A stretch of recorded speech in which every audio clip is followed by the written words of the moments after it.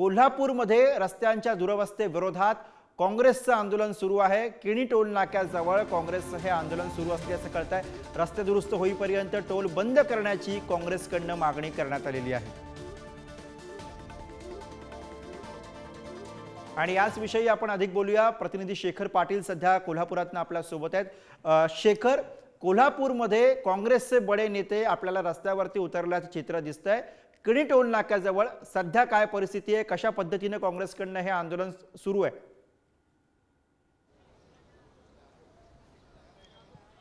गुरु मागील 1.5 तासांपासून हे आंदोलन जे आहे ते कोल्हापुरातल्या किणी टोल नाका या ठिकाणी सुरू आहे। टोल नाक्यावरती एकच मागणी जी आहे ती काँग्रेसच्या नेत्याने केली होती, ती म्हणजे कुठल्याही पद्धतीनं वाहनधारकांचा टोल जो आहे तो या ठिकाणी घेऊ नये, त्या सर्वच वाहनधारकांना विना टोल या ठिकाणी सोडावं। आणि त्यानंतरची ही परिस्थिती सध्या मी सुरुवातीला दाखवतो। काँग्रेसचे आंदोलक जे आहेत ते ज्या ठिकाणी जागा करून देण्यात आलेली आहे पोलीस प्रशासनाकडून, त्या ठिकाणी हे ठिय्या मांडून बसलेले आहेत।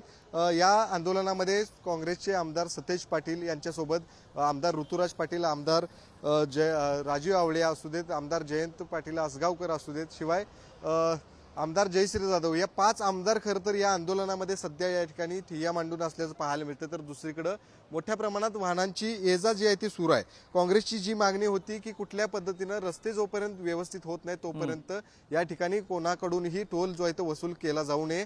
आणि त्यानंतर आपण पाहताय कोणत्याही वाहनधारकाकडून टोल जो आहे तो घेतला जात नाही। जी वाहनं येत आहेत ते याच टोल नाक्यांवरून विना टोल देता खरं तर या ठिकाणून प्रवास करताना पाहायला मिळत आहेत। खरं तर कोल्हापुरातल्या किणी टोल नाक्या या ठिकाणी काँग्रेसकडून हे आंदोलन करण्यात आले, तर दुसरीकडे पुढे जाऊन काँग्रेसच्या कराड या ठिकाणी काँग्रेसच्या नेत्यांकडून आंदोलन करण्यात आले। पुढे जाऊन साताऱ्यात देखील आणि खेड शिवापूर जे पुण्यामधील टोल नाका आहे त्या ठिकाणी देखील हे आंदोलन जे आहे ते एकाच वेळी काँग्रेस पक्षाकडून सुरू आहे। आणि त्यानंतर वाहनधारकांच्या चेहऱ्यावरती एक आनंद आहे, कारण एवढ्या खड्डेमय रस्त्यांमधून जेव्हा प्रवास करावा जातो, जे रुंदीकरणाचं काम आहे गेल्या अनेक वर्षांपासून त्या ठिकाणी रखडलेलं आहे।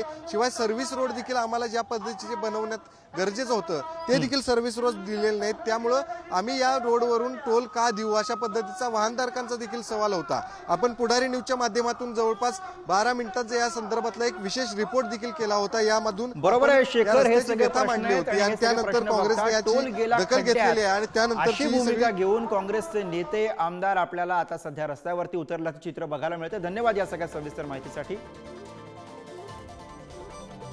लेनिंग करताना सर्व्हिस रोड हे चांगल्या दर्जाचे करणं अपेक्षित होतं, त्यामुळे ते झालेलं नाही। आणि म्हणून पुन्हा सातारा, कराड आणि कोल्हापूर या 4ही ठिकाणी काँग्रेस पक्षाच्या वतीनं धरणं आंदोलन करतोय। कुठली वाहतूक थांबवून प्रवाशांना आम्ही त्रास देणार नाही। आमची शासनाकडे मागणी आहे की हे रस्ते सुस्थितीत करत नाही तुम्ही।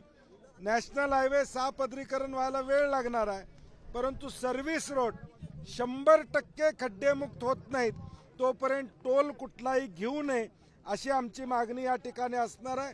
तो निर्णय होईपर्यंत आम्ही सगळेजण इथं बसून राहणार आहोत।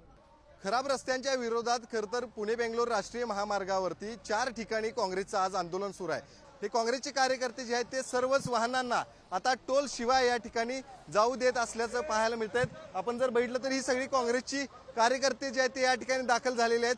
कुठल्याही पद्धतीनं नागरिकांनी टोल जो आहे तो या महामार्गाला देऊ नये अशा पद्धतीची भूमिका ही काँग्रेसची या ठिकाणी पाहायला मिळते। आणि त्यामुळेच खरं तर गेल्या अनेक दिवसांपासून लोकांना खरं तर त्रास जो आहे तो सहन करावा लागत होता आणि आता मात्र टोल शिवाय या ठिकाणी वाहनं सोडायला सुरुवात केलेली आहे। तुम्ही कशा पद्धतीची भूमिका पुढच्या काळामध्ये सगळे या ठिकाणी काँग्रेस पक्षाच्या वतीने आदरणीय सतेज उर्फ बंटी पाटील साहेब यांच्या नेतृत्वाखाली या ठिकाणी टोलमुक्त आंदोलन या ठिकाणी आम्ही सुरू केलेलं आहे।